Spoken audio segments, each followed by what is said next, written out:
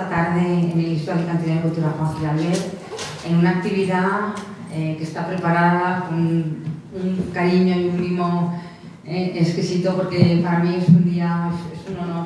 Estoy feliz por tener esta tarde aquí, esta actividad, estas tres mujeres investigadoras, una joven, Adriana Bermejo, y dos jóvenes catedráticas, con lo cual con esta actividad también hacemos un homenaje a César Vallejo, que yo creo que es de ley dedicarle esta sesión aquí en el Instituto Alicantino de Cultura.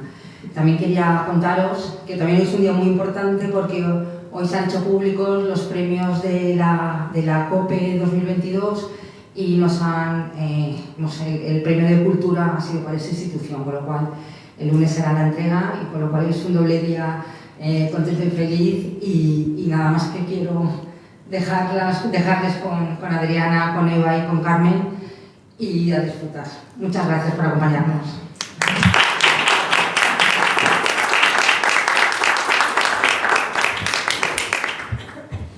Hola, buenas tardes. Muchísimas felicidades por ese premio tan merecido. Bueno, pues sí, estamos muy contentas, la verdad, de estar esta tarde aquí. Esta es una idea que surgió hace unos meses para celebrar a uno de los mejores poetas de habla hispana del siglo XX, que fue César Vallejo, en este año que se celebran los 100 años de su obra cumbre, que fue Trilce, ¿no? Que sin duda renovó, creo que la poesía escrita en español, no voy a decir no solo peruana, no solo latinoamericana, sino también toda la poesía escrita en español. Y esta idea, la verdad es que me emociona mucho porque las dos personas que están a mi lado han sido alumnas mías, una hace ya muchos años, y que es Eva Valero Juan, que es catedrática de literatura hispanoamericana de la Universidad de Alicante, y otra muchísimo más joven, Adriana Bermejo, una promesa de la investigación, y además sobre todo ellas son las que se dedican a los temas peruanos, ¿no? En concreto Adriana, la joven Adriana, se dedica a la poesía peruana y bueno, y presentó un TFM excelente ya sobre poesía peruana, y va a seguir su investigación sobre Blanca Varela, si no me equivoco, en su tesis doctoral. Y bueno, Eva Valero es reconocida en Perú. Cuando alguien va a Perú y dice que es de Alicante, inmediatamente le dicen: ¿conoces a Eva Valero? No lo estoy inventando, sino que a mí me ocurrió, ¿no? Que llegué allí y me preguntaron eso. Ya tiene muchos premios que le dieron desde allá, y es reconocida por las muchísimas investigaciones que ha hecho sobre autores peruanos que son clave dentro de la literatura de aquel país. La idea es que vamos a ser breves, no queremos cansar mucho, pero sí dar una idea, no voy a decir completa porque no hay tiempo para ello y sabemos que Vallejo es inmenso, pero sí dar algunas pinceladas. Entonces, digamos que de acuerdo con nuestros intereses académicos, cada una va a dedicar su intervención a una parte vallejiana. En el caso de Eva Valero nos va a introducir al autor y después va a explicar algunas partes de su obra. Digamos que este será el pórtico, la entrada, para después ver la influencia de Vallejo en generaciones posteriores. En mi caso será en un tema al que le he dedicado bastante tiempo, que son los poetas coloquiales, la influencia, y en algún que otro cantautor.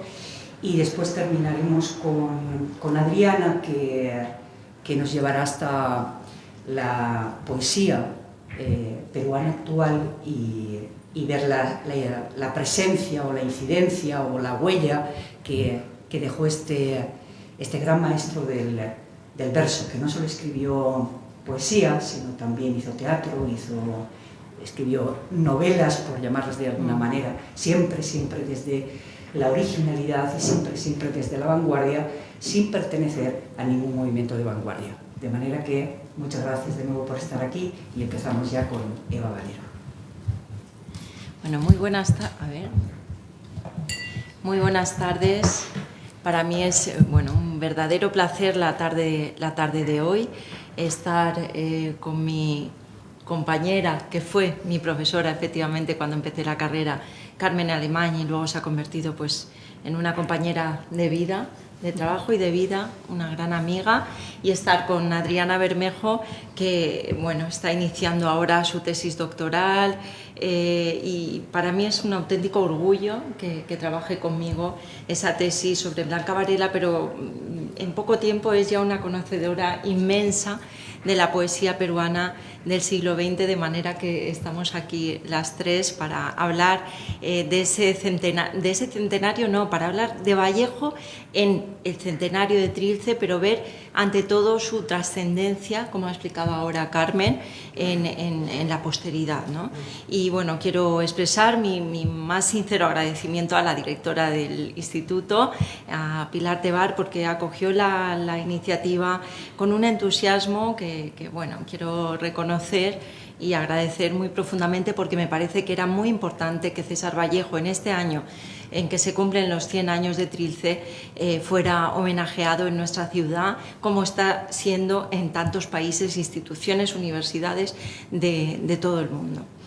Bien, dicho esto, empezamos. Hay golpes en la vida tan fuertes, yo no sé, golpes como del odio de Dios, como si ante ellos la resaca de todo lo sufrido se empozara en el alma. Yo no sé. Son pocos, pero son. Abren zanjas oscuras en el rostro más fiero y en el lomo más fuerte. Serán tal vez los potros de bárbaros Atilas o los heraldos negros que nos manda la muerte.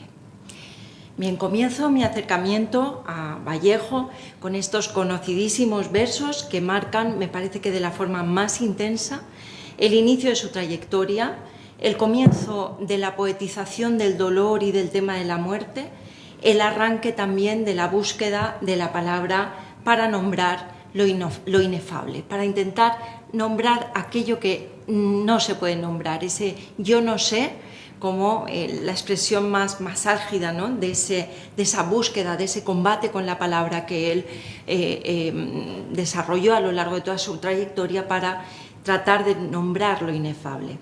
Una trayectoria que se inició cuando publicó en Lima el poemario que partía del modernismo pero que lo transforma, Los heraldos negros, en 1918. Este es el primer poema, en el que se plasma, en ese poemario, se plasma bueno, pues toda la primera etapa vital del poeta, que se desplazó desde su pequeño pueblo de Santiago de Chuco, en la Sierra Norte del Perú, hasta la ciudad de Trujillo, para ir a la universidad, que fue uno de los grandes centros de promoción, de extensión, desarrollo de la vanguardia en Perú, y finalmente llegó a la capital, Lima. Un proceso que vivió de alguna manera como despojamiento de su infancia, de su juventud, una especie de orfandad que está muy presente en Los heraldos negros. De este poemario de poso modernista pero en transformación, Vallejo pasaría a la asunción más original, más personal de la vanguardia en su siguiente libro, el famoso Trilce, 1922. Un camino poético que nos conduce finalmente a los poemas que escribiría a partir de 1923, que es cuando Vallejo llega a París y ya no vuelve nunca más a Perú. Se queda en París, viaja por Europa hasta el año 38, en que muere, en el mes de abril, y durante todo ese tiempo sigue escribiendo poesía, pero no la publica. Durante ese tiempo publica artículos periodísticos, publica las obras teatrales, publica esas novelas, cuentos, pero no publica más poesía. Los heraldos negros, Trilce, y después tenemos todos esos poemas que van del 23 al 37, que serían publicados de forma póstuma en 1939 bajo un título que pusieron los editores, que fueron su esposa, que tenemos aquí en pantalla, la francesa Georgette Philippard, y el historiador de la literatura y de la historia del Perú, Raúl Porras Barrenechea. Fueron ellos los que le pusieron el título a esos poemas póstumos, que fue, como vemos aquí, Poemas humanos. A su vez, este libro contenía el último poemario escrito por César Vallejo, que es el mítico España aparta de mí este cáliz, un poemario que escribió Vallejo ante la Guerra Civil Española, como Neruda escribió España en el corazón, y que también proviene pues, de todo su conocimiento de España, su experiencia de España, a la que amó mucho, desde 1931, que empezó a venir a España, y después estuvo pues, haciendo muchos viajes. Y aquí he puesto esta foto también muy conocida, Carmen, del Segundo Congreso Internacional de Escritores para la Defensa de la Cultura, que tuvo lugar en el año 37 en Valencia, y en el que vemos a nuestro gran Miguel Hernández saliendo del Congreso, que parece que vaya un poco como escoltado y no es así, ¿no? La foto da esa impresión. Y aquí detrás alguien localizó la imagen de César Vallejo no hace mucho tiempo, y hay muy poquitas fotos de Vallejo, y me parece una foto preciosa de ese momento del 37. Ese último libro, España aparte de mí este cáliz, apareció tras la muerte de Vallejo. Vallejo muere en abril del 38, y en enero del 39 se hizo la edición primera, una edición mítica también, que se realizó en el monasterio de Montserrat, en Barcelona, que había sido convertido en Hospital del Ejército del Este, pero también en unidad de imprentas a cargo de Manuel Altolaguirre en la Guerra Civil. Recordemos, cuando el ejército franquista tomó la ciudad de Barcelona, llegaron al monasterio de Montserrat y se quemaron, se destruyeron todas las publicaciones de la imprenta, y la edición recientísima de España aparta de mí este cáliz se dio por desaparecida. Sin embargo, milagrosamente, unos pocos ejemplares de aquella edición, que además llevaba el emocionante prólogo de su amigo español Juan Larrea y el mítico retrato que hizo Picasso, que es este que yo he utilizado también para la portada de mi conferencia, se salvaron. Y la historia de esos ejemplares es también una maravilla, que he ido investigando en los últimos meses, pero en la que no puedo entrar por falta de tiempo para mis compañeras, pero es muy bonita. La cuestión es que ese España aparta de mí este cáliz apareció también dentro de los poemas humanos que hemos visto antes, unos meses después, en el año 39, y bueno, pues por tanto tenemos la primera edición, la de enero, y después los poemas humanos que lo contienen, ¿no? Para sintetizar en pocas palabras este camino que estoy trazando, he leído unos versos iniciales de Los Heraldos. Tenemos aquí dos poemas de Trilce, que es el poemario en el que Vallejo disloca la lengua, crea como un lenguaje poético nuevo, es el gran revolucionario del lenguaje poético, y aunque no son los poemas más rompedores, digamos, con ese combate que dice Mario Benedetti con la palabra, sí que nos dan un poco la idea de cómo es ese Trilce. También Adriana después analizará el primer poema. Leo solo un poquito para hacernos una idea. Es un poema dedicado al tiempo, que fue una de sus grandes obsesiones, y dice: tiempo, tiempo, mediodía estancado entre relentes, bomba aburrida del cuartel achica, tiempo, tiempo, tiempo, tiempo, era, todo el juego también con la connotación de las palabras, gallos cancionan escarchando en vano, la conversión de sustantivos en verbos, la aliteración, boca del claro día que conjuga era, o el final, ya cuando evoluciona hacia la obsesión con los nombres, con los sustantivos, con la lengua, con la palabra, y termina, ¿qué se llama cuanto eriza nos? Que podemos leer cómo nombrar todo aquello que nos eriza, que nos emociona, ¿no? Se llama lo mismo, y ahí crea un neologismo, lo mismo que nos eriza, en realidad a todos lo mismo, que sin embargo padece nombre, y termina con esa mayúscula. Lo mismo puede adquirir muchos nombres por hacer una interpretación rápida de un poema que ejemplifica esa vanguardia de la que él se aparta inmediatamente porque no le gusta estar encasillado en ningún movimiento literario. Bien, sobre este poemario, Trilce, me interesa el juicio del poeta y profesor Marco Martos, que es presidente de la Academia Peruana de la Lengua. Hoy está presentando un poemario que presenta una compañera nuestra, doctoranda también, y es un orgullo que así sea. Y desde aquí saludamos a Esther Soro. Bueno, pues dice Marco Martos lo siguiente sobre Trilce: la dificultad de Trilce no radica en su vocabulario de amplio registro que amalgama expresiones cultivadas contemporáneas con arcaísmos de prosapia castellana y con abundantes expresiones cotidianas del léxico familiar. Nos dice él que más allá de todo eso, la dificultad de Trilce está en romper puentes con lo esperado, que el lector se queda a veces fuera de juego, ¿no? Ese rompimiento esencial con lo previsible es el que Vallejo mantiene después, pero en un proceso de evolución formal en el que va a continuar poetizando los temas que son su obsesión, desde el principio hasta el final: el tiempo, el dolor, la muerte, el sufrimiento, pero también la vida, la esperanza.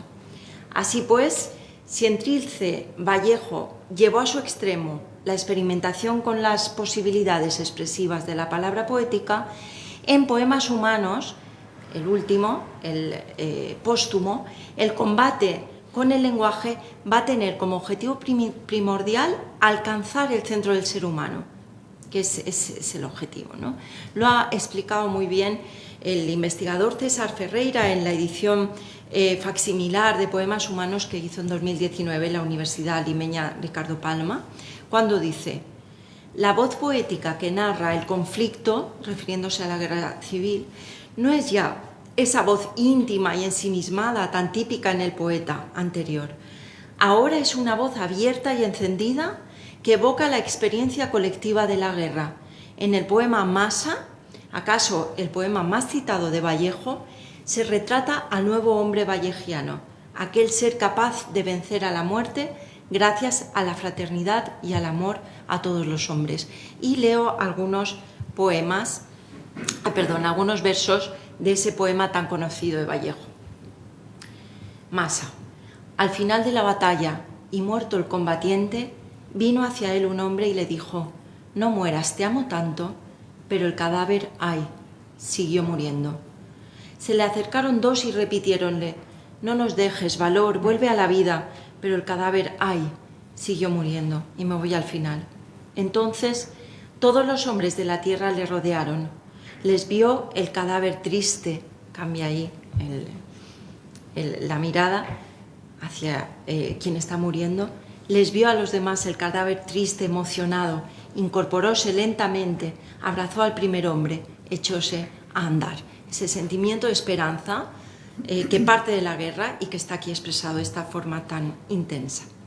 Concluyamos sobre esta evolución que he trazado de manera muy, muy rápida y muy sintética, que la naturaleza irracional del dolor fue el eje que atravesó toda su obra, poetizado siempre con una radical originalidad que le mantiene siempre a la orilla de todo movimiento literario del que parte, lo que estábamos diciendo. Del modernismo, posmodernismo lo transforma, de la vanguardia la transforma, ¿no?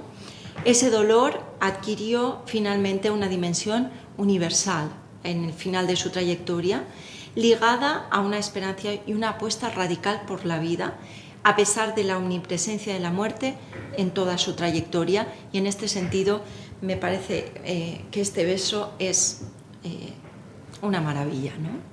Cuando yo muera de vida y no de tiempo. Morir de vida y no de tiempo.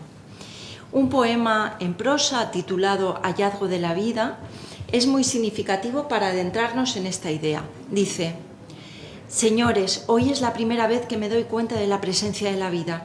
Señores, ruego a ustedes dejarme libre un momento para saborear esta emoción formidable, espontánea y reciente de la vida, que hoy, por primera vez, me extasía y me hace dichoso hasta las lágrimas. Parece como mentira verlo tan vital, ¿verdad? Mi gozo viene de lo inédito de mi emoción. Mi exultación viene de que antes no sentí la presencia de la vida. Bien, he presentado someramente el recorrido por la obra. Voy a hablar ahora de la pervivencia de Vallejo, de su actualidad, de lo que nos sigue transmitiendo a sus lectores. Para ello, creo que sería obligado referirse a todos los poetas que han hecho esa reflexión durante la segunda mitad del siglo XX y hasta la actualidad, pero me voy a referir solo a dos para no pasarme con el tiempo. Pero comienzo pues con nuestro Mario Benedetti. Nuestro Mario Benedetti, que escribió el artículo, uno de los ensayos más nombrados, más citados, sobre estos dos grandes de la literatura hispanoamericana, Vallejo y Neruda, dos modos de influir.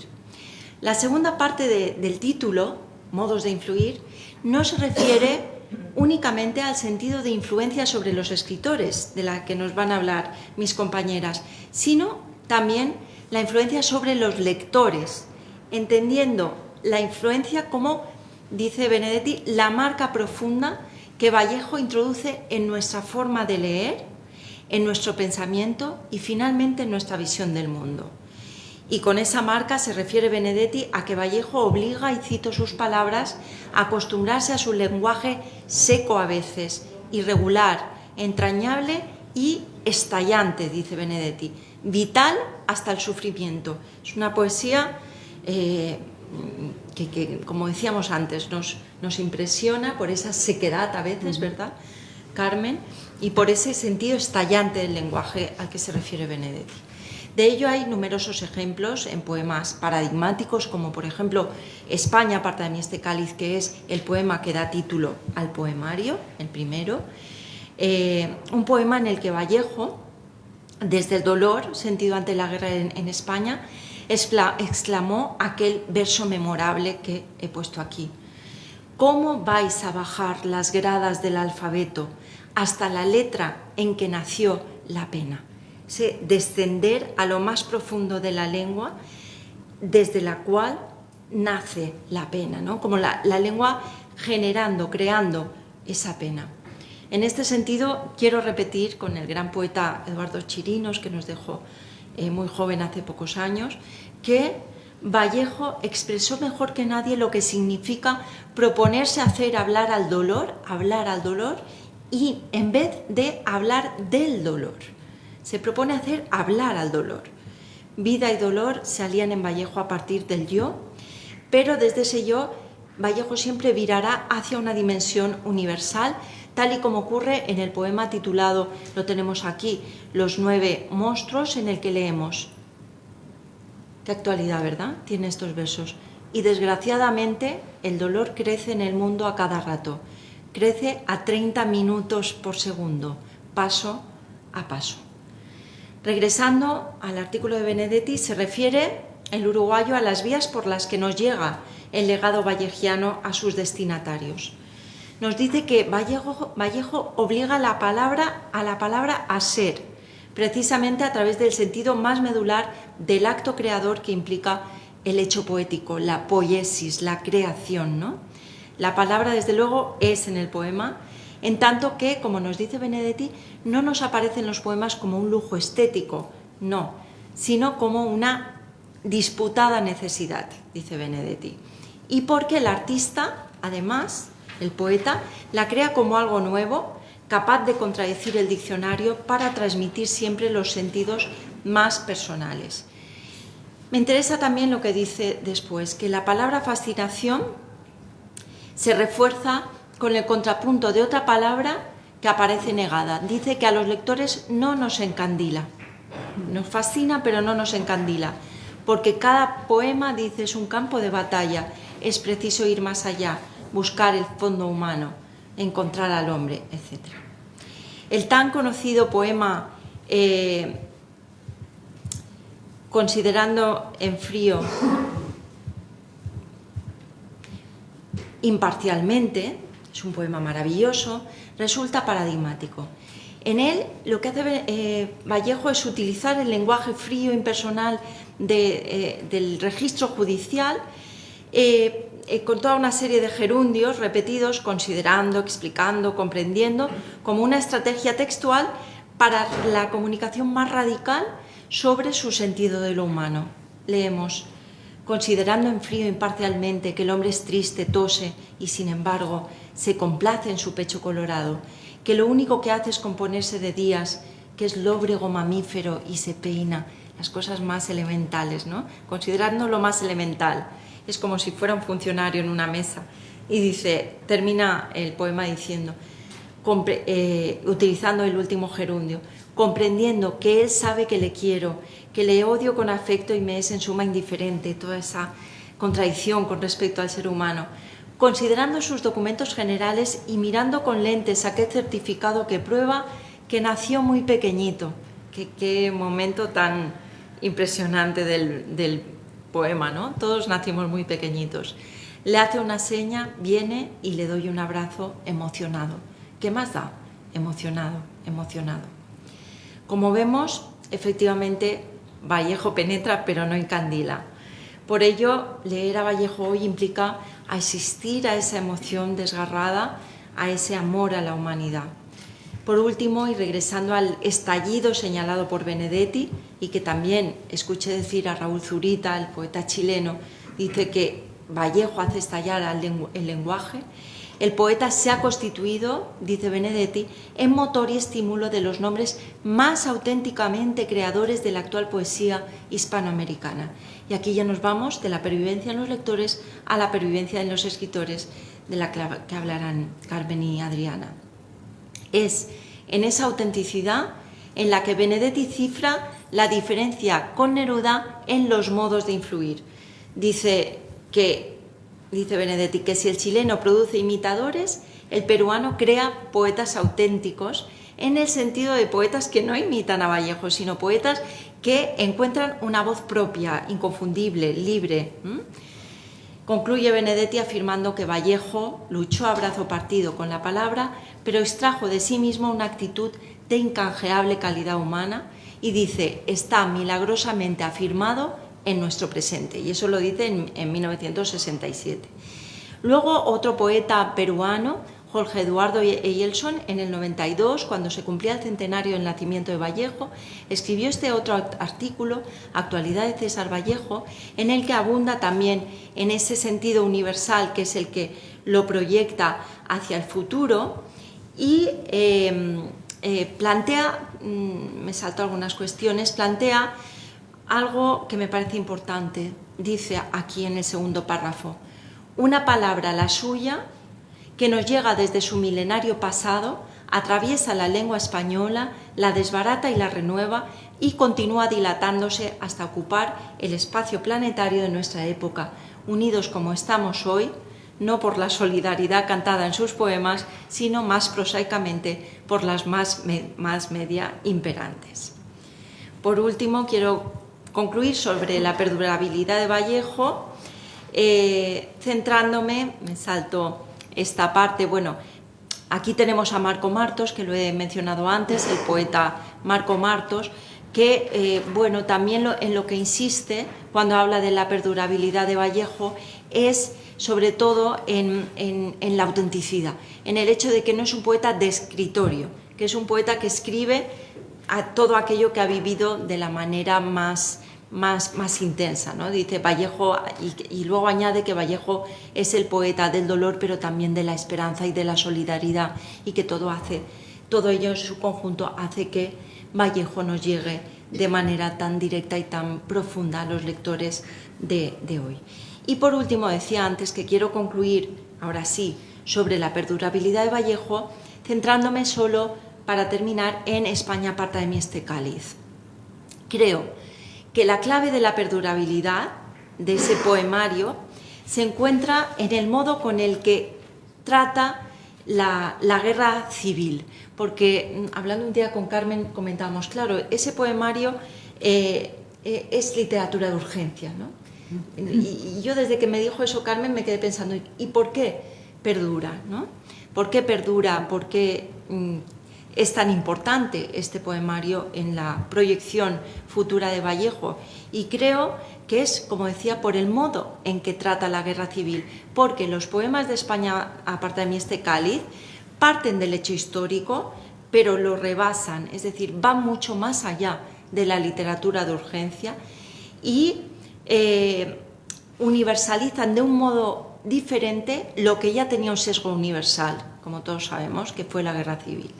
Vallejo logra poetizar esa universalidad alejándose de la macrohistoria, en el sentido de que la guerra, los hechos bélicos quedan a un lado, y el centro del poemario es el padecimiento del pueblo, simbolizando un dolor universal desde lo particular.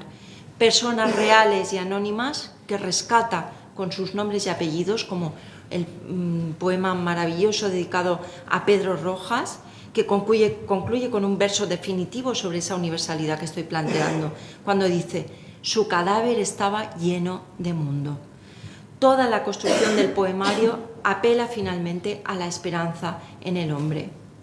Leo para terminar: entrelazándose hablarán los mudos, los tullidos andarán, verán ya de regreso los ciegos y palpitando escucharán los sordos, sabrán los ignorantes, ignorarán los sabios, serán dados los besos que no pudisteis dar, solo la muerte morirá.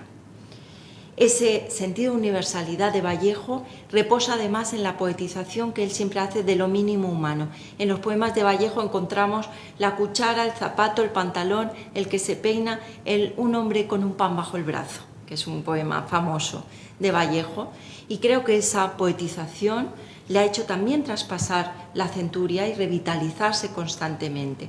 Muestra de ello son las continuas ediciones que nos siguen regalando las editoriales, y aquí he puesto solo 2 ediciones ilustradas, por curiosidad, del año 2018 y 2019, ilustradas por Sara Morante y por Rafael Alvarado, como ejemplos de cómo sigue estando tan presente, incluso con ediciones ilustradas, o la edición de este año 2022 con motivo del centenario que ha hecho la editorial Lumen y que ha realizado el investigador profesor peruano Luis Fernando Chueca, y que contiene toda la poesía completa. Por ello, y ahora sí termino, situados en 2022, creo que bien podemos reiterar con Benedetti que Vallejo sigue afirmado en nuestro presente, y concluir que si Vallejo sintetizó todo ese conmovido amor a la vida, a la humanidad, desde una poesía esperanzada en el ser humano, la forma única en que transmitió ese amor le llevaría a convertirse, desde luego, en una de las voces más intensas, más originales, más definitivas de la poesía escrita en español, como decía antes Carmen, en el siglo XX.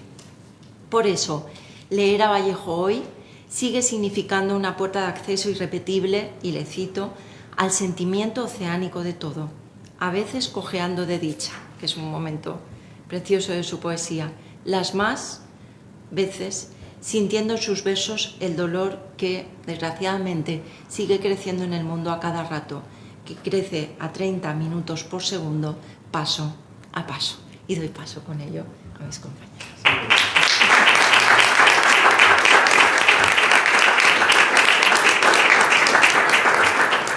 Muchísimas gracias, Eva, por este recorrido por la obra del gran Vallejo. Y como comenté, yo ahora voy a centrarme en la presencia de César Vallejo, sobre todo en los llamados poetas coloquiales.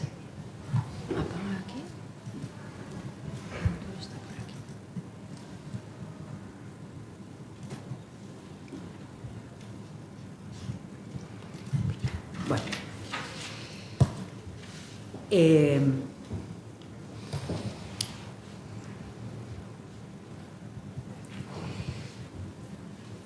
la necesidad de Vallejo creo que consiste en buscar las formas de despojar a la poesía de las imposiciones propias de la escritura, de liberarla de la racionalidad que supone e impone el texto escrito y devolverla como alternativa al habla, a la oralidad. Vallejo, en Trilce, creó un habla propia, una ficción de oralidad casi inédita en las letras en español. Yo creo que este es uno de los grandes hallazgos de la poesía de César Vallejo, que podemos encontrar muchísimo. Incorporar esos elementos orales cotidianos a la poesía, de alguna manera descanonizarla. Y eso es también lo que intentaron hacer en gran medida y de otra manera los poetas coloquiales de los que voy a hablar ahora. Pero antes, decía Teodosio Fernández, en un libro además muy conocido en la historia de la literatura hispanoamericana, decía lo siguiente sobre Vallejo. Dice: muchos son los que encuentran en Vallejo, en sus desgarrones sintácticos, en sus preguntas constantes, en sus exclamaciones, en sus imperativos, en su capacidad para conversar con el lector, el punto de partida para dar cuenta de la burla del destino que constituye la realidad prosaica de cada día. Y efectivamente ese estilo desgarrado, tan sumamente personal que tiene Vallejo, que es en ese sentido inimitable, ¿no? A diferencia de muchos otros poetas. Como dije hace ya un tiempo, quien de forma más directa influirá en los poetas de los años 60 adscritos a la corriente coloquialista será el peruano César Vallejo, de quien se sentirán legítimos herederos, ¿no? De alguna manera, y después ya lo repetiré, en ese artículo que comentaba Eva Valero de Benedetti, ¿no? Vallejo sin duda los modos de influir, los poetas coloquiales se sienten más herederos de ese Vallejo que de Neruda, aunque por supuesto Neruda siempre también va a estar presente en sus influencias o en sus huellas. La fuerza de su lenguaje, sus rupturas sintácticas, sus juegos semánticos tan presentes en Trilce, así como el reflejo en todas sus obras de la realidad vivencial, del dolor humano, que siempre está tan presente en todos sus versos, servirán de acicates para que este escritor se convierta en el referente de esa nueva poética latinoamericana de los 60. Y voy a leer ahora uno de los poemas que yo creo más significativo, no creo que sea el mejor del libro Trilce, pero porque hay tantísimos poemas que uno podría elegir, ¿verdad? Pero este sí que me parece que es bastante representativo, en cuanto que hay hallazgos que la poesía posterior va a rescatar, ¿no? Leo el poema y comento algunas cosas. El traje que vestí mañana no lo ha lavado mi lavandera, lo lavaba en sus venas otilinas, en el chorro de su corazón, y hoy no he de preguntarme si yo dejaba el traje turbio de injusticia. Ahora que no hay quien vaya a las aguas, en mis falsillas encañona el lienzo para emplumar, y todas las cosas del velador, de tanto que será de mí, todas no están mías a mi lado. Quedaron de su propiedad fratesadas, selladas con su trigueña bondad. Y si supiera si ha de volver, y si supiera que mañana entrará a entregarme las ropas lavadas, mi aquella lavandora del alma, que mañana entrará satisfecha, capulí de obrería, dichosa de probar que sí sabe, que sí puede, ¿cómo no va a poder azular y planchar todos los cabos? Decía que me parece un poema bastante significativo en cuanto que, por ejemplo, en los dos primeros versos, ¿no? La ruptura temporal, ya ha dicho Eva que el tiempo es fundamental dentro de la poética de Vallejo, y también sabemos que son ejército los poetas que tratan el tema del tiempo. Yo creo que él lo trata de una forma extraordinaria con esa ruptura. El traje que vestí pasado, mañana futuro, ¿no? No lo ha lavado mi lavandera, ¿no? Yo le digo siempre a los alumnos que el comienzo de 100 años de soledad, que también me parece extraordinario, ¿no? Muchos años después, frente al pelotón de fusilamiento, el coronel Aureliano Buendía había de recordar aquella tarde remota en que su padre lo llevó a conocer el hielo, ¿no? Yo les digo a los alumnos, es que esas rupturas que hace con el lenguaje en esta novela Gabriel García Márquez al comienzo ya las hizo y están en este poema, ¿no? En los primeros versos de este poema. O, por ejemplo, cómo habla de las venas otilinas, hablando de Otilia. Este poema es un poema de desamor, ¿no? ha roto con la que fue en aquellos tiempos su novia, Otilia, y entonces toma el tema de cómo ella le lavaba todas las prendas y si algún día va a volver, ¿no? Pero al mismo tiempo va metiendo aquí referencias que son metapoéticas también dentro de este poema, y algo también muy típico de Vallejo es ahora, ¿no? El separar ese de ahora, o el uso de las mayúsculas, que eso proviene lógicamente de la vanguardia y que lo utiliza de manera extraordinaria, o cometiendo algunas incorrecciones, según diría el diccionario, ¿verdad? Y él logra hacerlas de su propiedad, de alguna manera, ¿no? Y termina con ese verso que es extraordinario: azular y planchar todos los caos, ¿no? Ella, como tabla de salvación, ya se ha dicho que la mujer es la tabla de salvación, y aquí lo utiliza Vallejo diciendo: ella es capaz de azular y planchar, como si se tratara de una camisa, una prenda de ropa, todos los caos, ¿no? Me hacía gracia también ese azular, ¿no? Azular como cosa que se hacía antes con el azulete, la ropa, para que las camisas se vieran mucho más blancas, ¿no? Y algunas, por ejemplo, este tanto que está acentuado, porque para Vallejo el lenguaje es sumamente insuficiente, de manera que hay que recargarlo de alguna forma para que exprese toda su intensidad, como podemos ver, subrayando acentuando en este caso ese tanto, ¿no? Todas estas y muchísimas más incorporaciones que hace César Vallejo a su lenguaje la van a recuperar los llamados poetas coloquiales, que empiezan a publicar a mediados de los años 50, que tienen su máximo esplendor en los años 60, y bueno, muchos de ellos, por supuesto, seguirán publicando a lo largo de décadas posteriores. Simplemente pongo aquí unos nombres para que vean que lo de la poética coloquial no fue algo de un solo país, sino que se dio en toda América Latina, y podríamos decir que todos los poetas que aquí aparecen reflejados en mayor o menor medida, pero yo diría que en mayor medida, están influenciados de alguna u otra manera por César Vallejo. Tanto en esa desestructuración del lenguaje que aparece en Trilce, como también esos poemas más humanos que aparecen en su última obra, ¿no? El tema de lo humano, que también va a ser fundamental para todos estos poetas. Como no da tiempo a hablar de muchos de los poetas, me voy a centrar solo en dos. En Juan Gelman, el argentino, que creo que es el más vallejiano de todos los poetas coloquiales, y también en otro poeta que es José Emilio Pacheco, el mexicano José Emilio Pacheco, porque incorpora de otra manera toda esa presencia vallejiana en su poesía. Y si nos da tiempo, hablaré de un cantautor también cubano que tiene influencia de César Vallejo, ¿no? Mario Benedetti publica en el año 1971 un libro que es bastante importante para entender la poesía de aquellos años, ¿no? Llamado Los poetas comunicantes, que yo llamo poetas coloquiales. Todos los poetas que entrevista en este libro, no todos son comunicantes, o no todos son coloquiales, pero digamos que era una manera de aquilatar ese movimiento que con tanta insistencia, esa vía poética, la coloquial, que se dio en los años 60.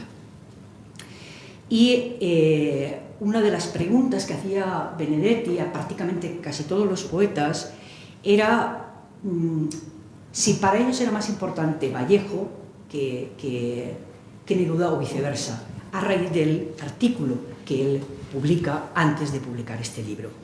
Y Gelman contesta: me veo inserto en la familia Vallejo, quien me influyó profundamente en lo personal y también en mi poesía. Y creo que vos tenés razón cuando decís que en tu trabajo, que mientras la influencia de Neruda es aplastante, ahogadora, la de Vallejo es liberadora.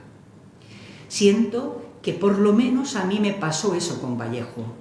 Me parece que también tenés razón cuando atribuís esa diferencia a los distintos órdenes de la poesía que hacen Neruda y Vallejo.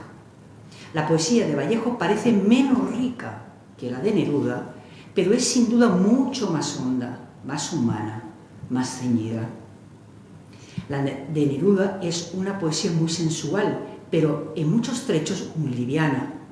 Hay una gran riqueza de palabras que por lo demás él repite. Hay una sensualidad de la palabra. Él debe ser un tipo así, pero desde luego me quedo con Vallejo. Para Juan Gelman, en una entrevista que le hizo Dalmaroni en el año 93, dijo una frase que a mí me recuerda muchísimo. O sea, podía afirmar que esta frase la podía haber dicho César Vallejo, ¿no? Dice que hay que hundir las palabras en la realidad hasta hacerlas delirar como ella.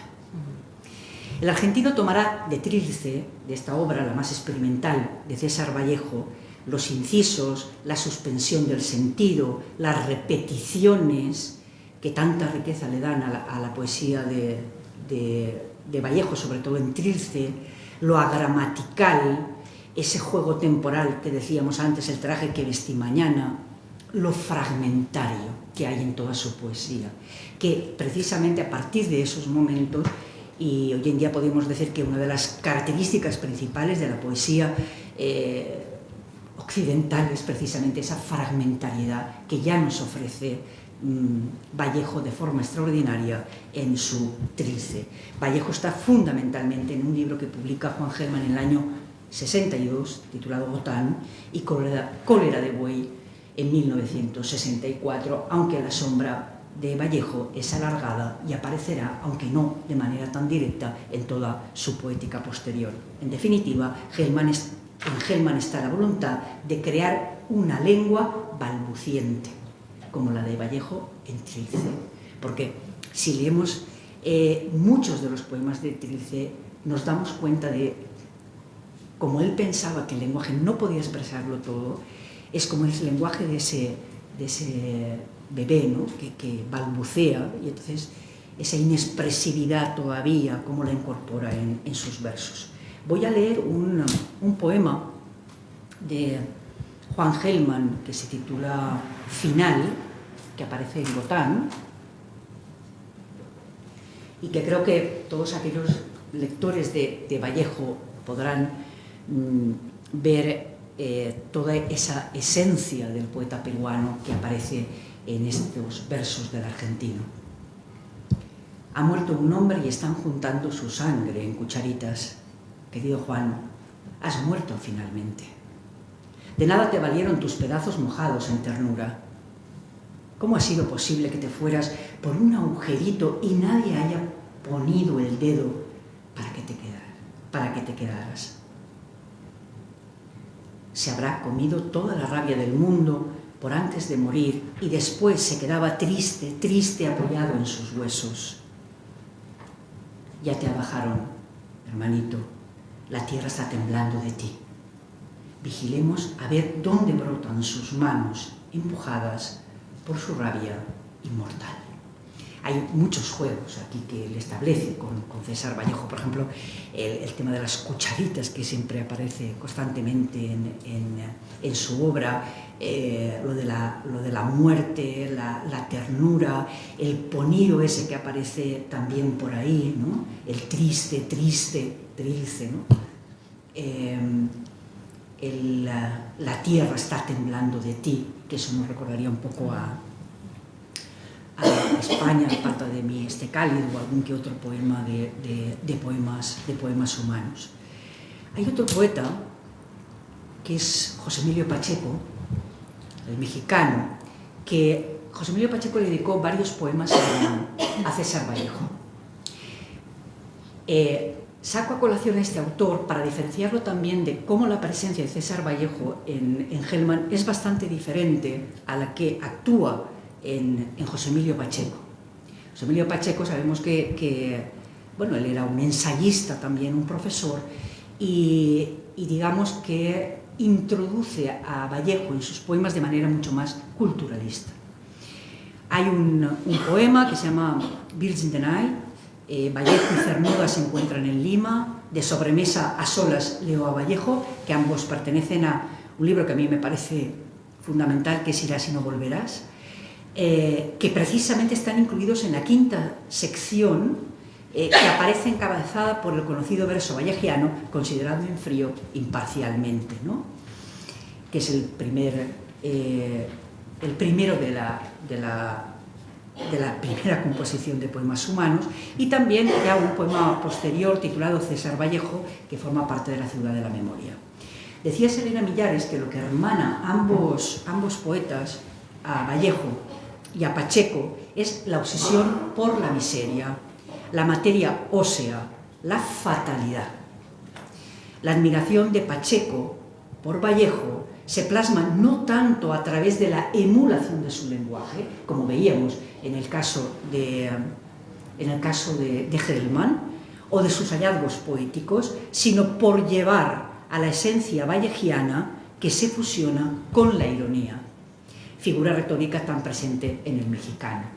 Una figura retórica, la ironía, que precisamente no está en Vallejo. El poema Birds in the Night, Vallejo y Cernuda se encuentran en Lima. Bueno, él aquí hace una serie de juegos que son impresionantes por ese culturón que tenía José Emilio Pacheco. Dice: toda la noche oigo el rumor alado desplomándose, y como en un poema de cisneros, albatros, cormoranes y pelícanos se mueren de hambre en pleno centro de Lima, baudelariamente sonvejados. Aquí, por estas calles de miseria, tan semblantes a México, César Vallejo anduvo, fornicó y deliró, y escribió algunos versos. Ahora, si lo imitan, lo veneran, y es un orgullo para el continente. En vida lo patearon, lo escupieron, lo mataron de hambre y de tristeza. Dijo Cernuda que ningún país ha soportado a sus poetas vivos. Pero está bien así. No es peor destino ser el poeta nacional a quien saludan todos en la calle. A mí este poema me parece de una riqueza extraordinaria. Saco algunas relaciones, ¿no? El título procede de un poema de Verlaine, en el que Verlaine criticaba a las autoridades por su hipocresía, por reprender el amor homosexual entre él y el joven Gambo. A su vez, Luis Cernuda, que aparece citado en el texto, tomaba el mismo título, escribió un poema incluido en Desolación de la Quimera, en el que tenía como referentes a ambos poetas franceses, a Verlaine y a Gambo, e insiste de nuevo en la falsedad de la sociedad ante temas como la homosexualidad.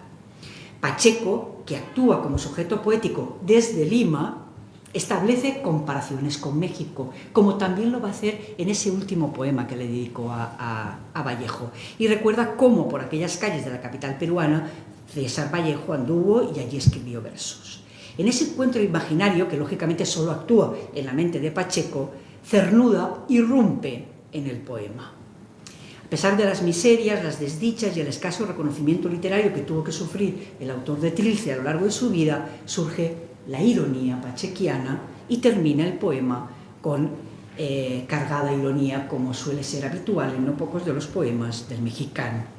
Esta idea del poeta maltratado por una sociedad en la que se prescinde de lo humanístico tendrá presencia en otro de los poemas incluidos en este mismo libro, en el de Irás y no volverás. Vallejo más allá de la poesía. Bueno, lo resumiré. César Vallejo es importantísimo y sigue siendo importantísimo en Cuba. No pocos de los poetas, de esos poetas coloquiales, llamados los poetas de la primera generación de la Revolución, tuvieron presentes a Vallejo. Pero creo que uno de los que más ha tenido presente a César Vallejo ha sido este señor de aquí que toca la guitarra, Silvio Rodríguez. Silvio Rodríguez, en una entrevista que le hicieron, que se tituló Cumplir con Vallejo, decía: la poesía de Vallejo es una de las lecturas que más me ha impactado, pero leer a Vallejo es estremecerse es vivir una experiencia dramática. Después de lo anterior, es de suponer que la primera vez que choqué con Vallejo me sentí sordo, ciego, atolondrado. Me asombró descubrir que se podía escribir como si estuviese hablando con el propio yo, a través de esos códigos íntimos que usamos para sintetizar lo complejo, con esas abreviaturas del espíritu que son como señales secretas. Si Martí me enseñó el vuelo de la metáfora, Vallejo me la hizo víscera, hueso, sangre. Y la verdad, bueno, aquí es una foto aquí el fotomontaje con Vallejo, aquí está Silvio Rodríguez, y aquí hay algunos poetas de llamado Caimán Barbudo, ¿no? Una revista que se publicó en Cuba a partir de los años 60, y aquí está también el cantautor en París delante de la tumba. Lo prometió a los amigos y por eso se hizo la foto y se la mandó, pero bueno, la foto, hay una historia detrás que también es bastante sugerente. Lo cierto es que aquí el joven cantautor dice que, bueno, que hablaban mucho de Vallejo en las tertulias en Copelia, que es una de las heladerías más famosas de La Habana, pero dice que realmente él conoció a Vallejo antes de hablar de Vallejo en la cafetería de Copelia, en la heladería de Copelia, fue por una chica de la que se enamoró y a la que le dedicó una de las canciones más conocidas, Ojalá, de Silvio Rodríguez. También, bueno, Silvio Rodríguez empezó publicando poesía, ¿no? Publicó un libro de poesía, pero después se dio cuenta que le iba mucho mejor con la canción, ¿no? Hay un texto todavía inédito donde habla de Vallejo, ¿no? Vallejo así nos descubrió, Byron estaba en su lugar, todo pasaba con nosotros. O, como todo el mundo en las canciones del mar, dice, me gustan las películas de Bergman, los poemas de Vallejo y las canciones de Pablo Milanés, quien, por cierto, Pablo Milanés también incorporará a Vallejo en su poesía. Quienes conozcan las letras de este magnífico cantautor, de Silvio Rodríguez, muchos de los guiños, de las frases o de las metáforas, por ejemplo, pensamientos carniceros, voz de verdugo sublime, voy doblado por ti, o como dice en Santiago de Chile, allí aprendí a quitar con piel el frío y echar luego mi cuerpo a la llovizna, en manos de la nieve dura y blanca, en calles del enigma. A veces también podemos encontrar en sus letras esa insuficiencia del lenguaje, o por ejemplo algo que es muy importante dentro de la poesía vallejiana, como son las metonimias y que aparecen por doquier en la poesía de Silvio Rodríguez. Y llegó el tiempo de concluir. Los poetas coloquiales nunca alcanzarán el hermetismo vallejiano, porque precisamente ese no era su objetivo, sino más bien lo contrario. Ni el azar poético tan prototípico del autor tampoco estará presente en los poetas coloquiales. La comunicación con el lector que siempre buscaron los poetas coloquiales, máxime piensen en Mario Benedetti, por ejemplo, el próximo prójimo, esa comunicación con el lector tampoco nunca fue buscada por César Vallejo. La libertad, la oralidad y el desgarro de sus temáticas, esa preocupación humana que aparece, sí van a ser claves en los poetas coloquiales. Estos poetas buscan en la poética de Vallejo el habla que creó, la oralidad tan impactante, como dije al comienzo. Admirarán la voluntad de Vallejo de ir contra lo canónico y la presencia del sujeto lírico que pasa a ser un sujeto ético también. Y eso es lo que les importará en gran medida a los poetas coloquiales. Pero, sobre todo, la perfecta fusión que Vallejo estableció en Trilce entre la vanguardia y el compromiso. Muchas gracias.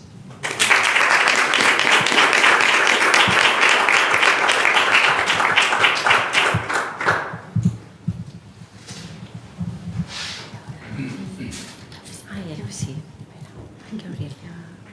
Espera que no se...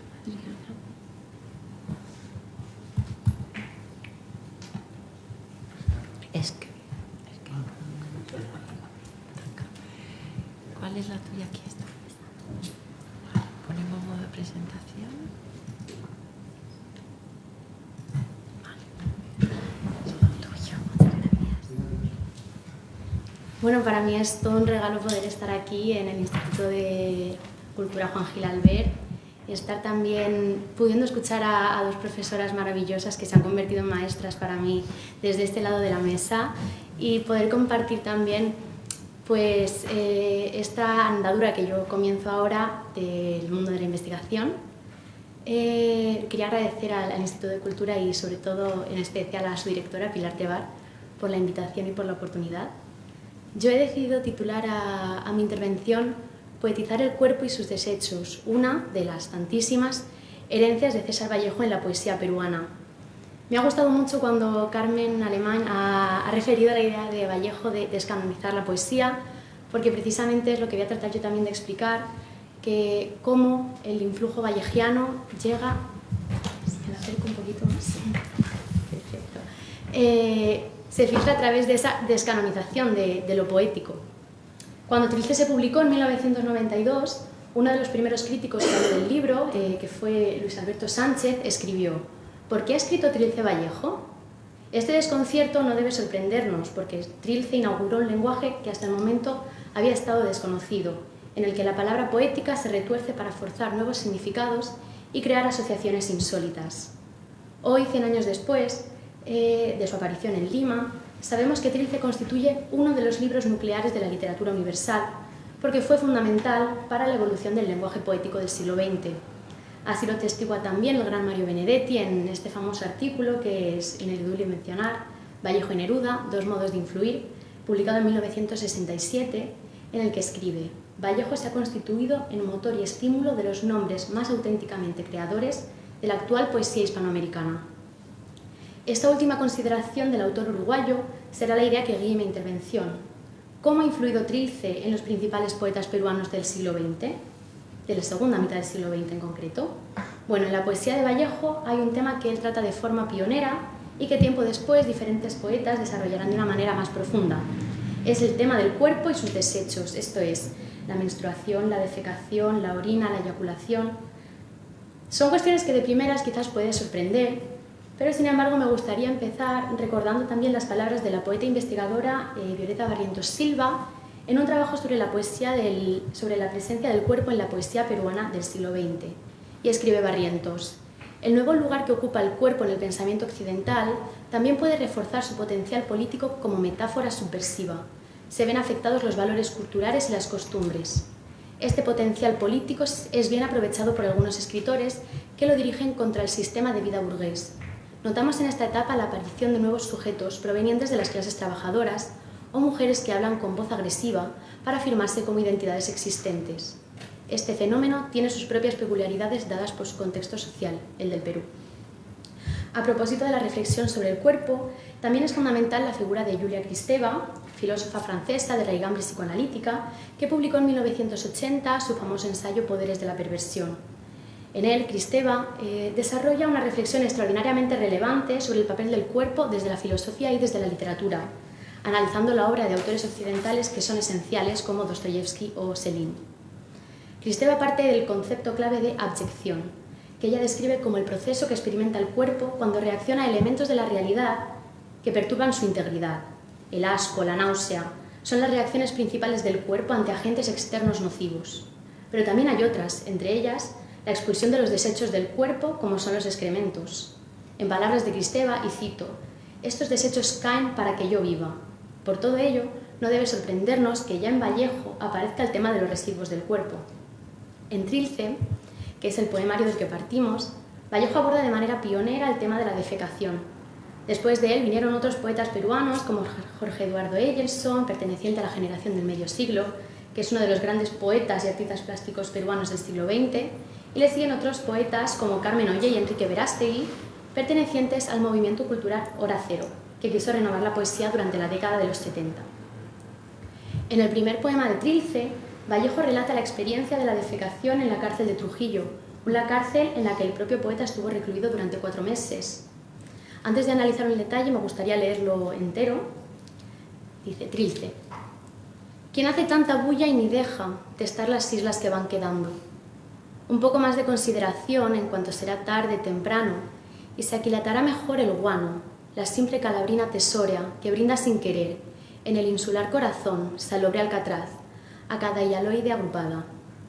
un poco más de consideración y el mantillo líquido, 6 de la tarde, de los más soberbios bemoles. Y la península párase, por la espalda, abozaleada, impertérrita, en la línea mortal del equilibrio. Este poema utiliza un lenguaje complejo, críptico, en el que todos los referentes reales se han escondido a propósito. Aún así podemos entrever la interpretación de algunas cuestiones relacionadas con el acto de ir al baño, en palabras como guano, que proviene del quechua y hace referencia al excremento animal, también islas, mantillo líquido, península, en referencia a las heces en sus diferentes consistencias, calabrina, que significa hedor, o insular corazón, que algunos de los principales críticos de Vallejo, como Wing, han interpretado en referencia al ano. Desde el primer verso, la voz poética pregunta quién está perturbando un acto tan íntimo como ir al baño, porque en la cárcel los presos tenían esa intimidad. Por esa razón pide un poco más de consideración para aquilatar el guano, que recordemos que el guano es un indigenismo que hace referencia al excremento animal. En la tercera estrofa vuelve a pedir, seguramente a los funcionarios de prisión, un poco más de consideración. Sin embargo, no consigue la tranquilidad necesaria para su propósito. Por esa razón, Vallejo lanza una imprecación para liberar toda la tensión acumulada, de los más soberbios bemoles. Esta expresión no recuerda a otras que también utilizamos nosotros, como estar hasta algo de hasta los más soberbios. Además, también en la RAE aparece que bemoles es un eufemismo en referencia a los testículos. Entonces, a partir de estas dos referencias, esta expresión de los más soberbios bemoles cobra sentido. Después de toda esta pugna contra el ambiente carcelario y contra su propio cuerpo, escribe Vallejo: y la península párase, por la espalda, abozaleada, impertérrita, en la línea mortal del equilibrio. Por fin parece que va a culminar el acto de la defecación. Sin embargo, la península, de nuevo referencia al excremento, se queda parada a mitad de camino, en esa línea mortal del equilibrio. Por eso, considero que la defecación en este poema está concebida como una experiencia que tensa los límites del cuerpo humano, puesto que se basa en la experiencia dificultada para expulsar los residuos del cuerpo, que, de acumularse sin remedio, podrían llegar a suponer la muerte. 3 décadas después, el poeta peruano Jorge Eduardo Eyelson también revisitará el tema de la defecación en su poemario Noche oscura del cuerpo, publicado en 1955. Eyelson nació en Lima en 1924 y durante su vida cultivó diferentes géneros y disciplinas. Fue poeta, artista plástico, ensayista, novelista, dramaturgo y periodista. Sus primeros poemarios, publicados a partir de 1945, supusieron una renovación de la poesía peruana junto con los de otros poetas como Blanca Varela o Javier Sologuren. En su obra se aprecia tanto la influencia de las vanguardias europeas como Rilke, Breton, Edgar Pound y la de peruana, entre la que se incluye el propio Vallejo. Esta búsqueda de nuevas formas expresivas se refleja en el poemario que vamos a analizar, Noche oscura del cuerpo. Noche oscura del cuerpo es un poemario que recorre de manera total el cuerpo, desde el cuerpo materno y paterno, pasando por el propio cuerpo a través de todas sus extremidades, hasta llegar al último cuerpo, que es el nombre del poema en el que aborda el tema de la defecación. En relación con el título del poema, el excremento constituye ese último cuerpo del ser humano.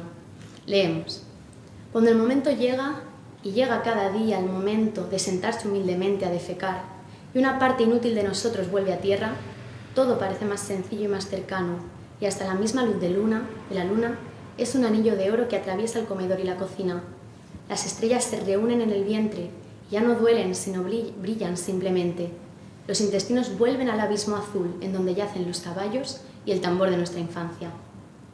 Se trata de una composición en la que la defecación adquiere una dimensión cósmica que propicia una reconciliación armoniosa entre el hombre y el universo. Frente al poema de Vallejo, en el que la expulsión de residuos es una experiencia violenta y violentada, en Eyelson abre las puertas de lo sublime. Al principio del poema se parte desde una descripción cotidiana en la que el sujeto va al baño de manera rutinaria, y a partir de estos versos, Eyelson describe la defecación como una experiencia que transforma su percepción de la realidad y su percepción de sí mismo. Después de ir al baño, la luz de la luna se convierte en un anillo de oro, las estrellas del cielo se concentran brillantes en su vientre y los intestinos, antes cargados de desechos, regresan a lo que él denomina el abismo azul. En ese espacio infinito culmina lo sublime, puesto que aparecen el símbolo de los caballos, vinculados a la dimensión animal, fisiológica del ser humano, y del tambor, motivo musical que se vincula con lo primitivo del lenguaje, donde no existe el lenguaje, con lo primitivo del ser humano, donde no existe el lenguaje. Teniendo esto en cuenta, vemos que el poema de Jorge Eduardo Eyelson, la defecación va más allá del simple vaciamiento. Los desechos expulsados, que en principio son inútiles, vuelven a tierra. El alimento que nace de la naturaleza se metaboliza y se expulsa en forma de excremento, y una vez expulsado vuelve a tierra, donde se convierte en abono fértil para la vida. De ahí que me parezca tan significativo el uso del verbo volver. La defecación, por tanto, en Eyelson se concibe como una experiencia que permite alcanzar la idea de eternidad, precisamente por ese ritual cíclico en armonía con el cosmos que implica. La defecación es un tema que continúa tratándose como motivo poético hacia la década de los 70 y 80, con voces por fin femeninas como la de Carmen Ollé. Carmen Ollé nació en Lima en 1947 y es la escritora peruana viva más importante del siglo XX. Además, es uno de los pilares fundamentales de la literatura peruana, junto a Magda Portal y Blanca Varela. Y su primer poemario, titulado Noches de Adrenalina, se publicó en 1981. Noches de Adrenalina es un poemario que despierta una nueva sensibilidad en poesía y en concreto en la poesía escrita por mujeres, porque propone una manera radicalmente renovadora de abordar el cuerpo femenino.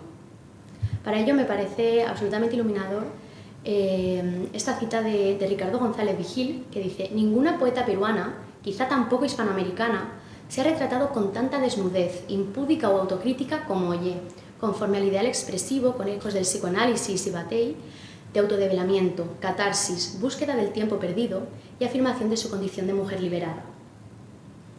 Hacia el inicio de Noches de Adrenalina podemos leer un poema que anuncia una de las ideas claves para entender el libro. Nuestro tótem. Defecamos con soltura y es el único motor intacto. Se corona una era escatológica. La caca es tan poderosa como un pequeño complejo. Este poema declara que se corona una era escatológica, una era en la que las concepciones ideológicas y por tanto estéticas han cambiado, donde la poesía también puede hablar de temas escabrosos y desagradables como puede ser este. Una era que rinde culto a la suciedad y a los residuos y cuyo tótem, entendido como ese emblema protector, son los excrementos expulsados por el cuerpo. Volvemos por tanto también a la idea vallejiana de que siempre que el cuerpo se deshaga de sus residuos, seremos individuos sanos y por tanto vivos. Esta reflexión sobre los residuos del cuerpo continúa desarrollándose a lo largo del poemario y, en primer lugar, la defecación es un proceso que, aunque en principio es desagradable para todos, la voz poética creada por Carmen Ollé lo equipara a otras experiencias positivas como pueden ser el amor o la literatura. Escribe: debí volver a casa antes de anochecer, pero me detuve en un hotel para hacer el amor. Bella palabra hacer, igual, poiesis. Se hace un verso el amor y la caca, por algo de juego natural. Por último, la defecación desemboca en unos versos en los que el sexo y el deseo erótico ocurren al mismo tiempo que la expulsión de excrementos. De manera simultánea ocurren sexo y defecación, convirtiendo una experiencia agradable en desagradable y viceversa. No he vencido el fastidio en el peranus y no me resuelvo a hacerlo con su miembro obstruyendo el intestino, a pesar de que considere al trozo de excremento perfectamente adecuado por su amoldamiento con el falo. Paso al final. El esfínter violentado derramaría sobre los tejados su inagotable diarrea y, fascinada por los peluqueros de la ciudad, no apartaría mis ojos de sus nalgas. Bueno, si en Carmen Ollé aparece este tema absolutamente desagradable en conjunción con otras experiencias placenteras, como puede ser la literatura, el amor, el deseo erótico, Enrique Verástegui lleva este planteamiento hasta el extremo.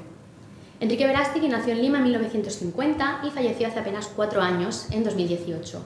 Fue poeta, narrador, ensayista y dramaturgo. Fundó el grupo poético Lacero, que ya he referido antes, que era un grupo urbano-cultural que buscó revolucionar la poesía peruana en la década de los 70 y enfrentarse a toda la tradición precedente. A pesar de haber sido Verástegui siempre fiel a este grupo, su maestría y su originalidad hicieron que él brillara con luz propia en el panorama poético peruano. El libro en el que nos vamos a centrar es Monte de Goce, que se publicó en 1991, y es un proyecto en el que se conjugan diferentes formatos literarios como la poesía, la prosa, el teatro o el guión de cine. Verástegui escribió este libro realmente con 22 años, a principios de la década de los 70, pero sin embargo no se publicó hasta el 91. Según reconoce el propio poeta, Monte de Goce fue planteado como una investigación de las perversiones sexuales de Occidente. En él vamos a encontrar un lenguaje del todo irreverente, arriesgado, descarnado, en el que la faceta más desagradable del ser humano se plantea en consonancia con las más placenteras, como puede ser el amor o el deseo erótico otra vez. Vale la pena que leamos un fragmento un poco extenso del libro de Monte de Goce para hacernos una idea del tono en el que se desarrolla.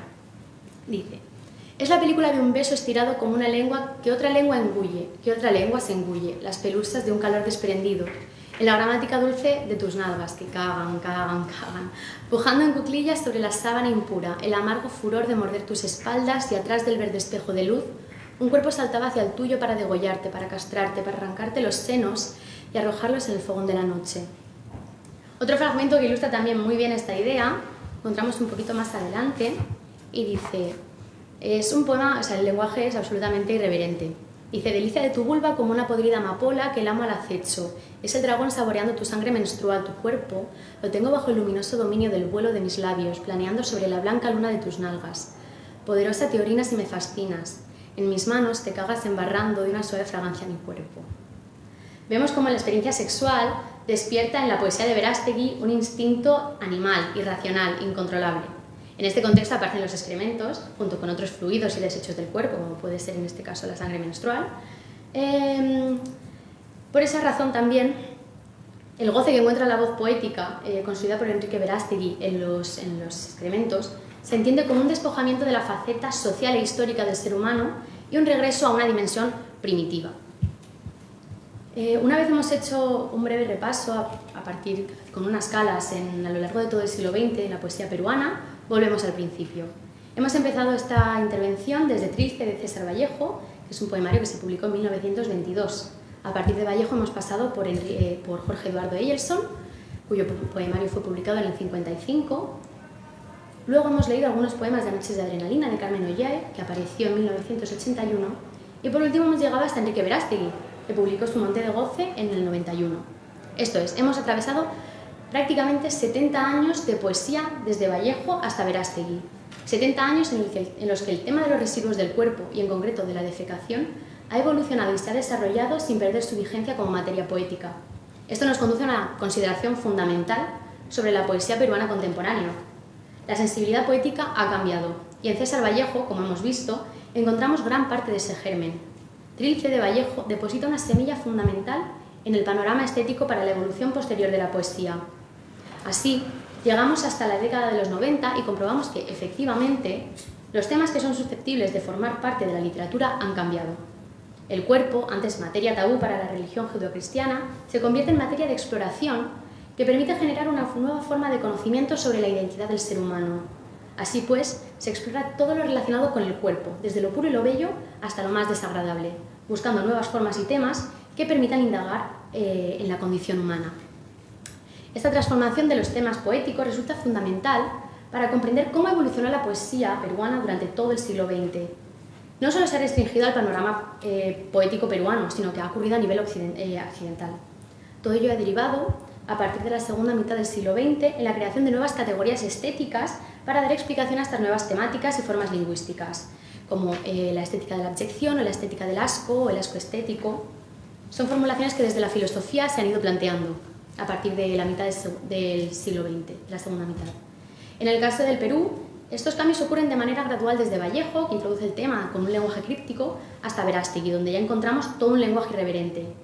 Este proceso, en el caso de Perú, aparece también dinamizado por el cambio sociológico que ocurre con respecto a su capital, Lima, que es donde nacen todos los poetas sin contar a Vallejo.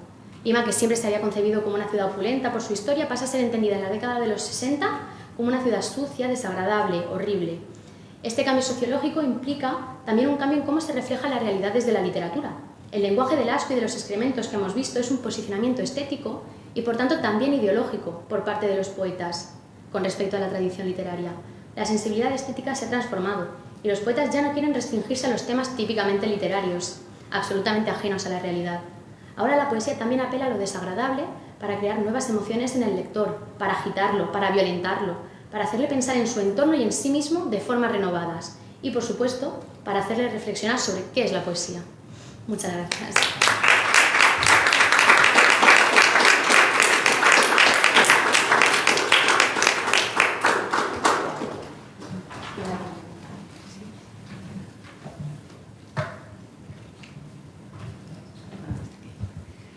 Muchísimas gracias. Si quieren formular alguna pregunta, estamos para eso, si no, no nos pagan. A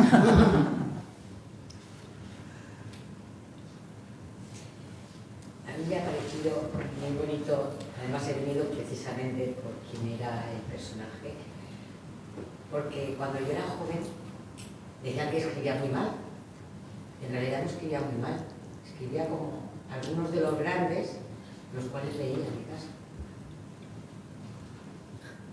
Y me he quedado con ese toque muchas veces de que escribía muy mal. No escribía muy mal. Me lo habéis aclarado perfectamente. No escribía muy mal.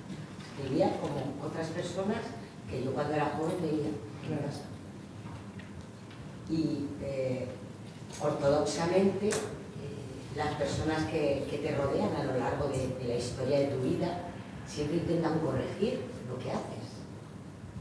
Y me habéis aclarado muchísimas cosas. Me he sentido muy feliz del tratamiento que le habéis dado a esta investigación. Muchas gracias. Muchísimas gracias. Y es verdad que siempre, bueno, cualquier avance, o sea, el hábito lector, los lectores somos muy cómodos, ¿no?, a la hora de enfrentarnos a un texto. Y cualquier cambio siempre cuesta muchísimo. Ahora que en estos días que alabamos tantísimo a la vanguardia, en aquellos momentos eran 4 los que veían todos esos descubrimientos. Y Trilce pasó totalmente desapercibido y ninguneado, César Vallejo, y fue un poemario que no tuvo la menor relevancia en su momento. Ha venido después. De hecho, Antenor Orrego, que es el que, amigo de César Vallejo y el que prologa el libro en su primera edición, en ese prólogo ya dice que sabe que no van a comprender ese libro, lo sabe. Y después en las cartas, que hay mucha correspondencia entre ambos, César Vallejo se queja de eso, ¿no?, diciendo, nadie ha entendido lo que, a excepción tuya y pocos más, y en algún momento dice, quizá, no lo dice de esta manera, pero, porque no recuerdo las palabras exactas, pero las generaciones posteriores van a entender, porque dice algo de universitarios van a saber, o algo así, ¿no? Es bastante significativo. Y es impresionante pensar que Vallejo publicó Los Heraldos Negros y Trilce, el resto de poemas ya no, o sea, él nunca vio su poesía comprendida ni la hemos visto después, ¿no? Es impresionante eso.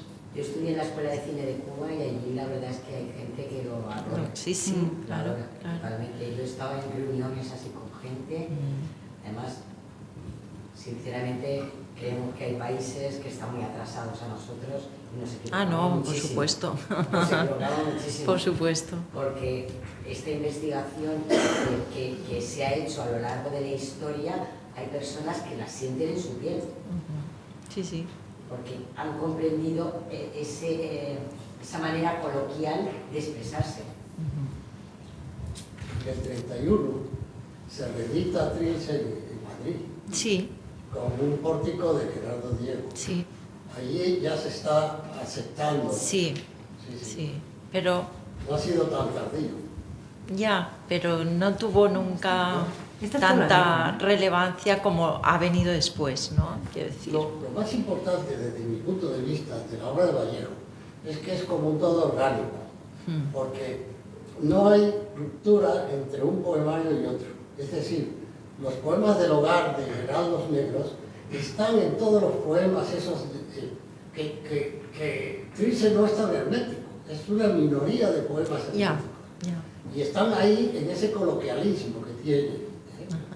Y luego ese sentido humano, social, ya está en Trilce, que luego va a acabar en los poemas humanos. Bueno, en el llamado poemas humanos. En realidad creo que son dos poemarios distintos. Sí, poemas en prosa. Y ya, para más simple, termina en España Perrete y Mistecali, que ya se prevé también en poemas humanos. Es decir, es un desarrollo orgánico, cómo va modulando la voz, y es un continuum poético. Eso es como yo veo a Vallejo. Sí, por supuesto. Y tienes razón, Antonio, en señalar esta cuestión de que siempre decimos el hermetismo, qué difícil Trilce. El poema que he leído yo no es tan hermético, el que teníamos al lado no es. Sí es cierto que hay unos cuantos y sí, por supuesto la publicación en el 31 empieza a marcar esa apertura, como bien has recordado. pero que yo creo que Vallejo tuvo una vida muy dura, que no vio sus obras, tuvo una vida tremenda. En el Perú nadie. Chile, México, Cuba defiende a sus escritores. El Perú pasa olímpicamente de sus escritores. Todos hemos El que está hablando es Antonio Cillones, que es poeta peruano. Premio nacional de poesía en Perú. De poesía en Perú. Y vecino nuestro. Que ahora radica aquí. Sí, me he mudado a Alicante. Y sobre mis colegas, estos los vallejianos, Sí. yo creo que en realidad no son vallejianos. Ya. Por la sencilla razón de que para ser vallejiano tienes que tener tensión en la palabra, tienes que tener emoción. Y por último, si Vallejo fue rupturista, hay que volver a romper para ser verdaderamente vallejiano. Claro. Si tú no vuelves a romper, si tú no tienes tensión, no emocionas. Y a mí, yo creo que, por ejemplo, más importante fue María Emilia Cornejo rompiendo la voz femenina en el Perú. Y lo hizo mucho más pronto, porque pronto se suicidó. Sí. Es una cosa muy oscura que yo no domino muy bien, porque dicen que María Emilia Cornejo fue una invención de unos cuantos escritores, pero yo quiero creer que María Emilia Cornejo sí escribía, porque ella existió. Ya. Lo que pasa es que no se sabe si escribió o no escribió, porque lo dejó todo inédito. Ya. Es algo así como Saussure, que en realidad no escribió nada, sino sus alumnos que tomaban apuntes. Algo parecido. Bueno, de todas maneras, yo creo que Trilce sí es un poemario muy hermético, muy hermético. Aunque hay algunos poemas en los que... Más legibles. En los que abarca lo humano, y entonces ahí sí se puede entender mucho más, pero enfrentarse al lenguaje de Trilce yo creo que es toda una experiencia y hay que tener unos conocimientos poéticos. Yo decía a los alumnos, cuando les daba clases en segundo, cuando explicaba a Trilce, yo siempre les decía que César Vallejo era como la tónica. Y cuando tú tomas la tónica está muy amarga, ¿verdad? Y entonces después la vas probando y dices, bueno, pues parece que está así mejor, ¿no? Y después ya le pones un chorrito de ginebra y ya te parece el cielo. En ese momento has entendido Vallejo, ¿verdad? En ese momento sí. Había hermetismo ahí, pero de los 77 poemas, 13 son herméticos. Los demás ya son más comprensibles. Sí. Y los hay clarísimos, que son los que... Claro, lo está diciendo poeta, pero yo digo que o sea, si bajamos el nivel a otro nivel de lector, pues es lógico que no tuviera una aceptación en aquellos momentos porque no se entendía, ¿no? Es a lo largo del tiempo, ya cuando la crítica ha abierto también muchos caminos para llegar a entender aquello. Pero el poema, ¿no? que nos ha leído, ese primero, o sea, tienes que darle muchas vueltas para llegar a ese tipo de conclusiones, ¿no? O sea, que la defecación no se ve a la primera, ¿no? Se sienta a la primera. Claro. Sí, pero estando en una situación como estaba esta gente, de necesidades, de cárceles, de huelgas, de problemas que han habido a lo largo de sus vidas, yo creo que ese hermetismo creo que era una manera de expresarse sin que todo el mundo lo entendiera. No, claro, es una opción poética, por eso hay poetas que tienden al hermetismo, otros sin embargo van por la vía bueno, coloquial, pero luego evolucionan los poemas humanos a otra cosa. Los poemas humanos tenemos poemas que ya no son... No, poemas humanos claro, es muchísimo más comprensible. Claro, y yo creo que ahí toda esa parte sí, o sea, ha trascendido mucho. Claro. Un hombre con un pan bajo el brazo, considerando en frío, comprendiendo, claro. Son poemas. En los heraldos negros, tú lees Espergesia, en los heraldos negros lees Espergesia y no tiene nada que ver con hay golpes en la vida tan fuertes con lo que comenzaba Eva, ¿no? O sea, en esa Espergesia ya se ve la génesis de lo que después fue Trilce, ¿no? Efectivamente, en ese sentido hay vasos comunicantes, como creo que hay también en toda obra de un escritor, ¿verdad? pocos escritores que tienen rupturas radicales, pero en el caso de Vallejo creo que ahí en Trilce lo dio todo para romper los cánones. O sea, yo creo que él tenía muy claro que estaba realizando algo realmente inédito, incorporar de una manera el habla a lo poético de una manera radical y diferente. Porque claro, el habla también está en romances, claro, en muchos romances, está ese lenguaje oral y demás, pero él, desde esa vía tan poética, romper aquello... Pero también bebiendo mucho de la tradición y española, ¿eh? Porque hay un estudio, Antonio, de Roberto Paoli sobre cómo bebe César Vallejo de los poetas del siglo de oro. Es impresionante el estudio, es impresionante cómo versos de Quevedo, de Gracián, de Calderón, como él como que le bebe de ellos, pero los transforma, ¿no? Pero sí hay un anclaje también en la tradición, a pesar de estar en esa renovación. Es que para renovar tienes que saber, o sea, alguien no renueva si no conoce la tradición. La tradición es fundamental. Claro. Fundamental para saber, porque yo no sé si rompo o no rompo si no sé lo que se ha escrito antes, ¿no?